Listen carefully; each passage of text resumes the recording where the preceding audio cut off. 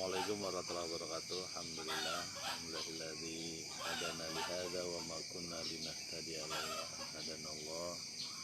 Asyhadu an la ilaha illallah wa asyhadu anna Muhammadan abduhu wa rasuluhu la nabiyya ba'dah. Allahumma shalli wa sallim wa barik ala sayyidina Muhammadin wa ala alihi wa sahbihi ajmain. Amma ba'd. Alhamdulillah. Jemaah Kampung Taqwa Asdan rahimakumullah, mari kita lanjutkan lagi masih di pembahasan surat Asy-Syu'ara, surat yang ke-26 ya. Kita kemarin sudah sampaikan 2 hari yang lalu ya, kita sudah sampaikan awal-awal surat Asy-Syu'ara ya. Surat Asy-Syu'ara yang pada awal-awalnya disebutkan kegundahan Nabi ya, di ayat ketiga, ketika banyak orang yang tidak mau mengikuti dia di awal-awal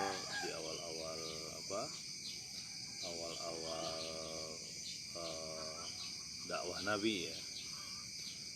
Nah, kemudian disampaikan juga bisa saja Allah Subhanahu wa taala ya, Allah Subhanahu wa taala menurunkan ya, dari langit azab ataupun bukti ya, kenabian ya, diantaranya mungkin azab. Tapi yang terjadi pada saat itu adalah tidak sampai, tidak dilakukan.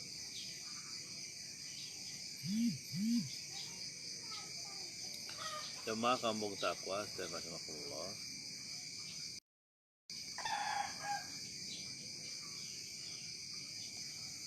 mari kita lanjutkan lagi di ayat yang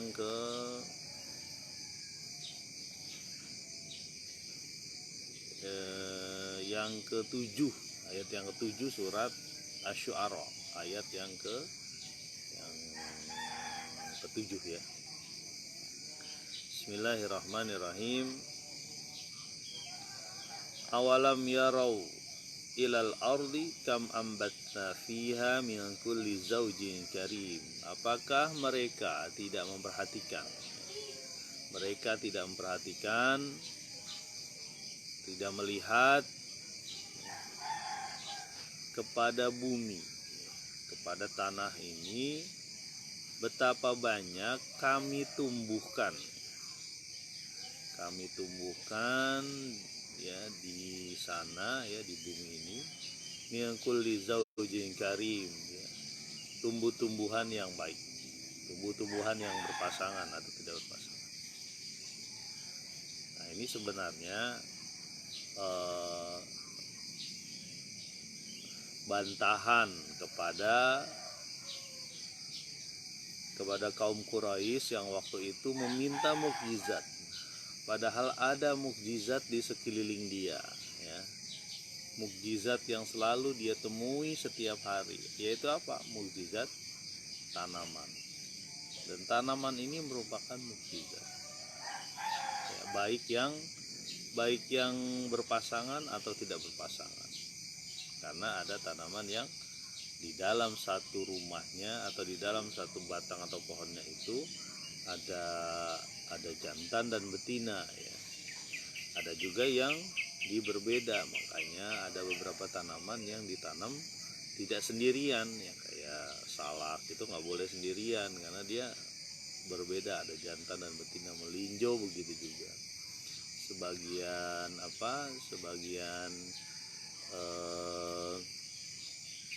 lengkeng begitu juga, bahkan kurma, sawit begitu juga, ada yang berbeda jantan dan betinanya ya. Tapi ada juga yang sama, satu pohon mangga misalnya, dia tetap di situ aja, satu aja bisa berbuah. Nah, ini sebenarnya merupakan mukjizat ya. Merupakan mukjizat dari Allah Subhanahu wa taala.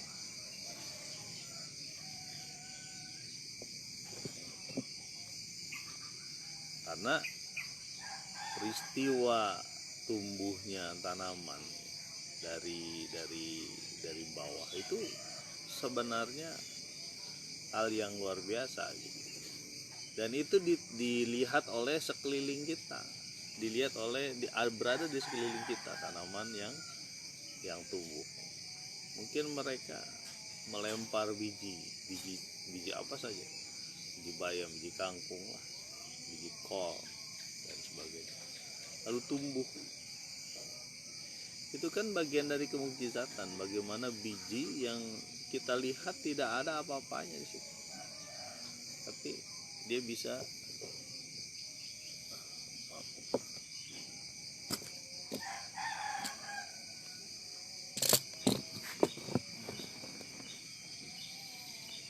akan begini aja deh.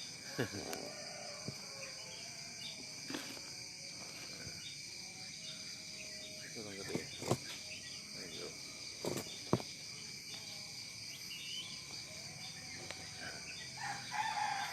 Kelihatan gitu. Nah ini biji lah misalnya, contoh. Ya. Antara biji bayam dengan biji sawi ya, itu mirip-mirip aja. Bayam agak hitam, sawi agak coklat, dan itu mirip-mirip aja ya. Ketika disiram dengan air yang sama, tumbuhnya bisa berbeda-beda. Itu mukjizat sebenarnya, tinggal kita aja mau apa enggak gitu, memahami ini sebagai mukjizat. Dan orang Quraisy sebenarnya melihat ada kurma di situ, bahkan ada beberapa, ada siha wa basoliha ya. Kalau orang-orang Bani Israel dulu minta sama siapa, sama Nabi Musa, mana adasnya, mana basolnya, mana bawang merahnya, bawang putihnya mana, masa kita cuma makan mana wasalwa doang ya. Jadi ini adalah mukjizat. Awalam yaro ilal ardi, apakah mereka tidak melihat? Cukup sekedar melihat aja sebenarnya sekeliling itu sudah kelihatan ada mukjizat ya. Bahkan di batu itu bahkan bisa tumbuh lumut ya, tumbuhan perintis ya. Itu mukjizat ya. Kalau kita lihat banyak hewan-hewan, tanaman-tanaman yang disebutkan dalam Al-Quran. Ini selain menggambarkan Allah memperhatikan secara detail, di situ juga kalau kita melihat hewan dan tanaman itu sudah terbentang. Jadi di lembaran-lembaran alam ini ada ayat-ayat Allah. Bahkan kita bisa melihat ada kekuasaan Allah di laba-laba, ada kekuasaan Allah di pohon kurma, ada kekuasaan Allah di tanam-tanaman yang lain ya. Bahkan tanaman ada yang jenisnya berbeda-beda ya, ada yang ada air di dalamnya kayak kelapa ya, ada yang batangnya mempunyai air yang bagus banyak seperti tebu, ada yang bawahnya. Semuanya bisa dimanfaatkan oleh manusia. Ada yang tanamannya dipakai sebagai baju ya, kapas misalnya. Banyak tanam-tanaman yang sebenarnya itu bagian dari mukjizatan. Kadang-kadang kita aneh gitu ngelihat tanah ini gersang, tapi ketika disiram air hujan sebentar aja udah tumbuh ya. Bahkan ada tanam-tanaman yang ada bunga-bunganya yang bermacam-macam. Ini mukjizat ya. Makanya orang yang salah satu pohon pernah menangis ya, ketika Nabi pergi dari pohon itu. Kenapa? Karena pohon itu biasa digunakan Nabi dalam berkhutbah ya. Jadi tanaman itu juga makhluk Allah. Ketika di sana ada orang-orang yang mendengarkan Al-Quran, menyuruh pada kebaikan, dia juga nggak diem aja, karena dia makhluk Allah sama. Jadi ketika orang berbicara pada tanaman, maksudnya itu sebenarnya menghargai dia sebagai makhluk Allah yang lain. Dan kita hamba Allah ketika berhadapan dengan makhluk-makhluk lain itu ada keseiringan bahwa kita sama-sama hamba Allah. Dan kita punya kelebihan lain. Apa kelebihan lain? Kita jadi khalifah. Untuk menguasai, bukan menguasai, mengatur bumi ini. Jadi nggak boleh kita merusak sembarangan dengan tidak ada. Nah, beberapa kawan tuh kadang-kadang, bukan kawan lah, ada teman-teman yang ketika datang ke satu gunung malah ditulisin, aku pernah di sini ya Pak, disobek-sobek tanaman untuk menunjukkan bahwa aku pernah di sini ya, si Anu ya, merusak ya. Jadi Islam itu kan tidak diturunkan, tidak menganjurkan pemeluknya untuk merusak ya, bahkan memelihara. Orang dalam perang aja dilarang memotong tanaman kecuali untuk strategi tertentu ya. Terus secara umum tidak ada politik bumi peperangan bumi hangus tuh nggak ada. Ini bagian dari mukjizat. Dan kita ingat ketika Ibunda Maryam ya, ibunya Nabi Isa itu ketika melahirkan dan disuruh menggoyangkan kurma ya, dan kurma itu terjatuh. Orang baru melahirkan disuruh goyang pohon kelapa, gimana rasanya. Tapi itulah ya, Allah sudah perintahkan, jalanin aja gitu. Suatu yang kelihatannya tidak mungkin bisa mungkin. Nah, jadi surat ini juga mengingatkan kepada Nabi bahwa ada hal-hal yang memang harus dilakukan prosesnya kepada Nabi, termasuk proses apa? Proses penghinaan terhadap Nabi. Mana coba buktikan mukjizat Anda, mana datang mukjizat. Nah, makanya disebutkan sama Allah, itu sekeliling kamu tuh, keliling sana ini, itu udah mukjizat gitu. Coba perhatikan tuh gimana pohon mangga turun naik ke atas dari awal, dari kecil ya, itu namanya. Nah, kemudian min kulli zaujin kan berarti pasangan ya. Karena tanaman-tanaman itu baik yang di darat atau yang di dalam air ya, ada tanaman air dan sebagainya. Ada yang berpasang-pasangan. Di beberapa ayat lain disebutkan kurma yang berjunjung, yang tidak berjunjung, yang berbatang dan tidak berbatang, bercabang dan tidak bercabang. Itu juga isyarat-isyarat ada perbedaan tanaman yang bercabang dan tidak bercabang. Kalau di IPA tuh biasa disebut spermatopita, itu dibagi dua, monokotil dan dikotil ya. Kok belajar IPA? Iyalah belajar IPA. Karena itu bagian dari kekuasaan Allah. Kita minta manfaat dari itu. Itu pun mukjizat. Inna fi dzalika, ini inna fi ayat selanjutnya, inna fi ayat ke-8, inna fi dzalika la ayatan wa ma kana aktsaruhum mu'minin. Dan sesungguhnya di hal itu, yang demikian itu, ada Kang Ganjar, dosen dari Serang ya. Selamat datang Kang Ganjar, Kang Ginanjar. Oh, ini orang perikanan nih, jadi pas bener untuk melihat ada kekuasaan Allah di dalam kehidupan. Inna fi dzalika laayatan. Wah, di dalam itu yang disebutkan tadi ya, ada tanaman, ya, mungkin makhluk-makhluk Allah lain, ada ayat, ada kekuasaan Allah. Nggak usah minta mukjizat. Nggak usah minta mukjizat seperti mukjizatnya Nabi Isa misalnya, yang bisa menghidupkan orang mati ya, ataupun menurunkan maidah dari atas, menurunkan makanan dari atas ya. Atau misalnya seperti Musa membelah lautan. Nanti cerita Musa cukup panjang di sini, nanti disampaikan. Kita lihat aja sekeliling kita yang sering kita lihat sehari-hari ya. Kan orang Quraisy kan makan dan sebagainya, kan ada tanam-tanaman yang dia makan, ada sayuran lah, ada kol, ada labu ya. Nabi juga makan labu. Ada tanam-tanaman yang dia sering lihat sehari-hari. Itulah mukjizat.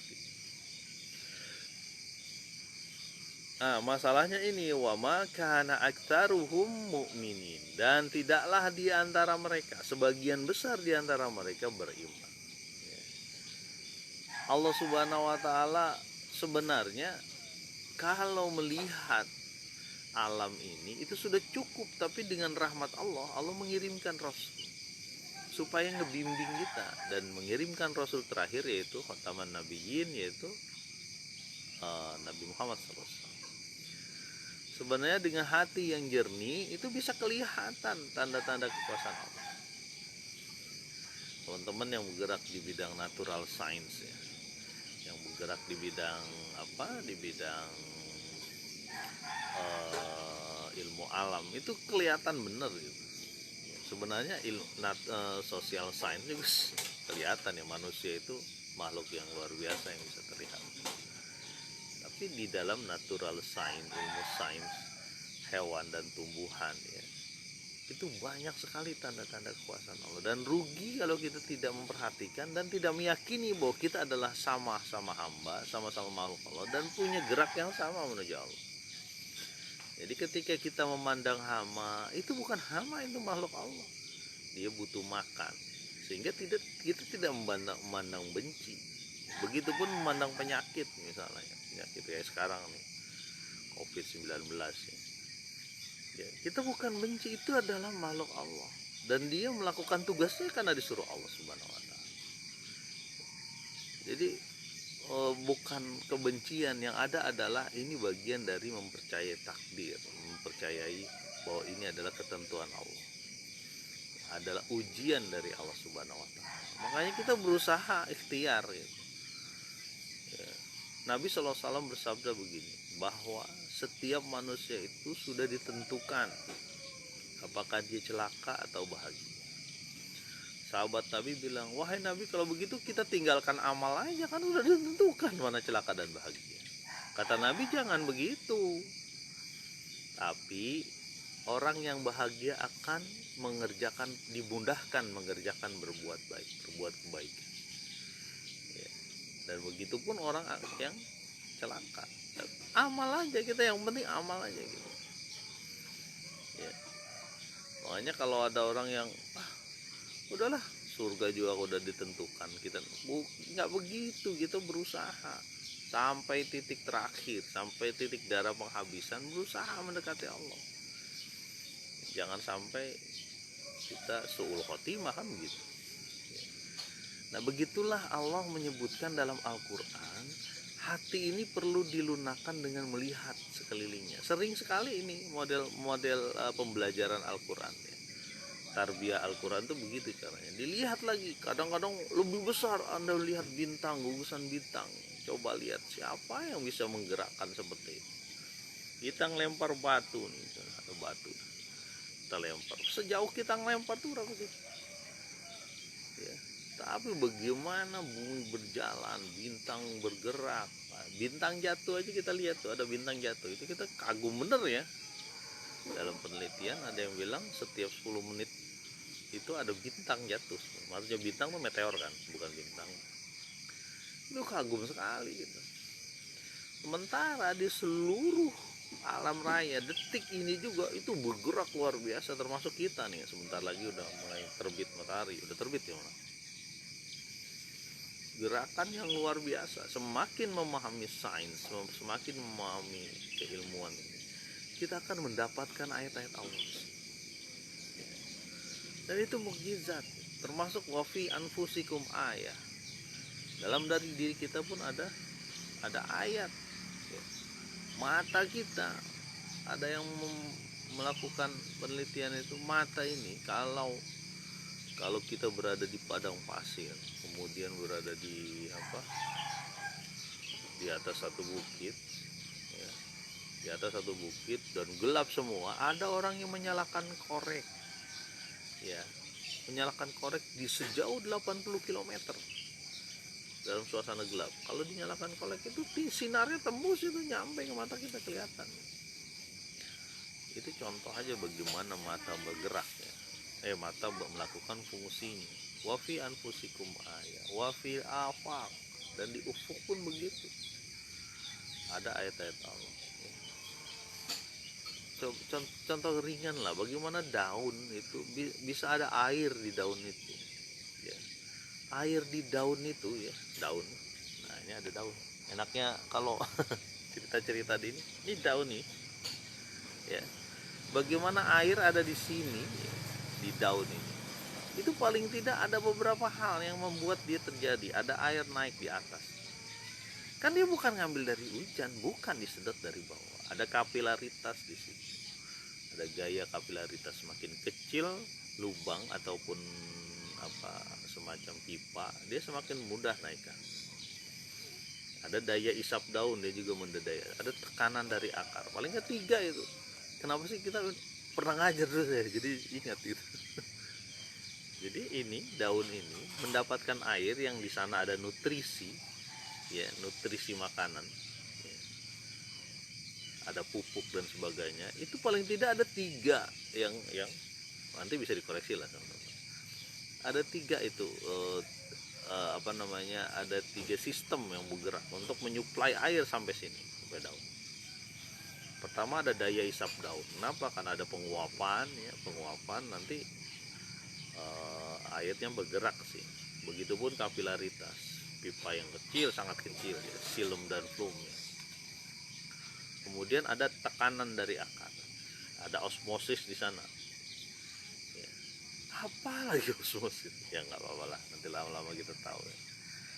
Peristiwa bergeraknya cairan dari yang tekanan konsentrasi yang berbeda. Ya. Ada pergerakan cairan dengan konsentrasi yang berbeda. Jadi ini pun bagian dari mukjizat. Ya.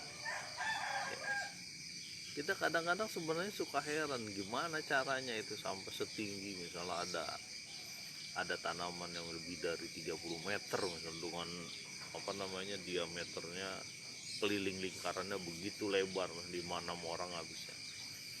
Bagaimana biasa bertahan hidup, itu pun mukjizat. Ya. Jadi kembali lagi ke ayat, inna fi dzalika laayatan wa ma kana aktsaruhum mu'minun. Jadi mereka tidak beriman, sebagian besar tidak beriman dengan cara itu. Ya. Biasanya itu hubungannya dengan ego diri sendiri atau ingin kekuasaan dia tidak berubah. Keimanan itu akan menghilangkan apa namanya, contohnya akan menghilangkan kesombongan. Ya.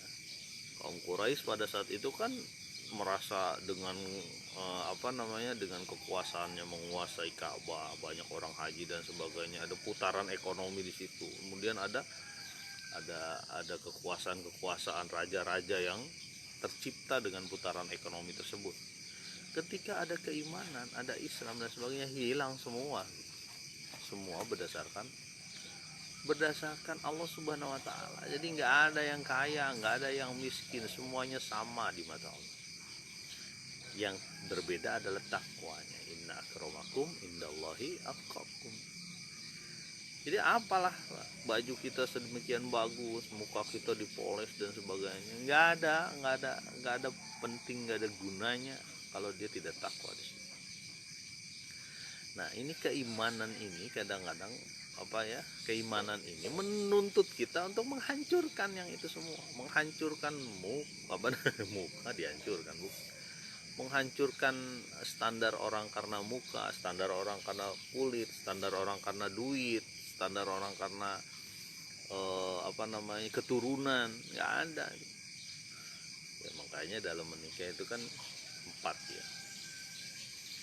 Ada 4 yang dinikahi wanita, ada 4, ada keturunannya, ada wajahnya, jamaliha, ada maliha, ada hartanya, ya, ada diniha, ada agamanya lah yang paling utama. Yang ininya kan standar materi, standar manusia, standar makhluk.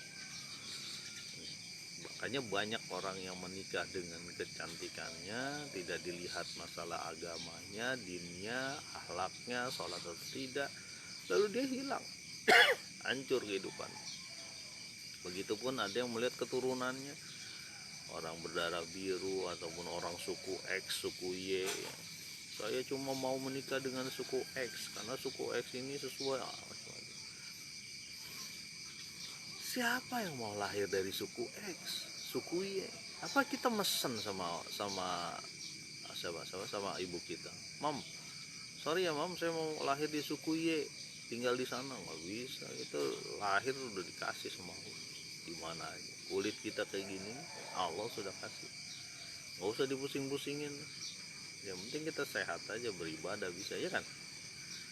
Ya kemudian maliha ya, dengan apa, hartanya ya, banyak orang yang punya standar kehidupan itu standar harta, mestinya bukan standar harta, standar takwa mestinya. Karena kalau standar harta itu menipu ya, standar harta itu berat betul dan itu menipu. Makanya kata apa, Korun itu kuat bener kan. Orang banyak yang banyak yang berpikir mau seperti Korun ya. Tapi orang-orang yang beriman, waduh, kalau jadi Korun itu ujiannya besar. Kalau dia nggak kuat, dia bisa termakan dengan ujian itu. Makanya kata Nabi, di surga itu yang paling banyak orang miskin. Bukan berarti orang kaya nggak boleh masuk surga ya. Karena apa? Karena dia salah satunya ini menurut pendapat saya, hisapnya lebih sedikit. Hitung-hitungan akuntansi amal itu lebih sedikit. Oh ini paling cuma yang dihisap berapa lah untuk ukuran, paling mungkin anggaplah kekayaan dia cuma 10 juta seumur hidupnya misalnya. Ini gampang lah. Yang repot itu kalau yang puluhan juta, ratusan juta, miliaran, ngisapnya tuh satu-satu. Contoh, dia punya kuda, oke, kuda dari mana ininya, dicek lagi, kuda dari mana ininya, ya saya minjem, kalau minjem jelas gak itu ini, saya dikasih jelas gak, kalau saya dari gaji saya, gaji yang mana disebutin gitu. Ada semut juga mau ngaji. Kita kembali lagi bahwa kekayaan itu dihancurkan dalam keimanan. Artinya dihancurkan itu diarahkan menuju Allah Subhanahu wa taala. Bukan berlomba-lomba memiliki kekayaan terus membelanjakan sembarangan gitu. Terserah dia, enggak. Ada hak orang miskin di situ 2,5% kalau zakat mal. Ya. Kalau zakat fitrah ada lagi. Ya. Bahkan enggak cuma zakat, enggak cuma 2,5% zakat apa sih nyebutnya kita, zakat perdagangan ya.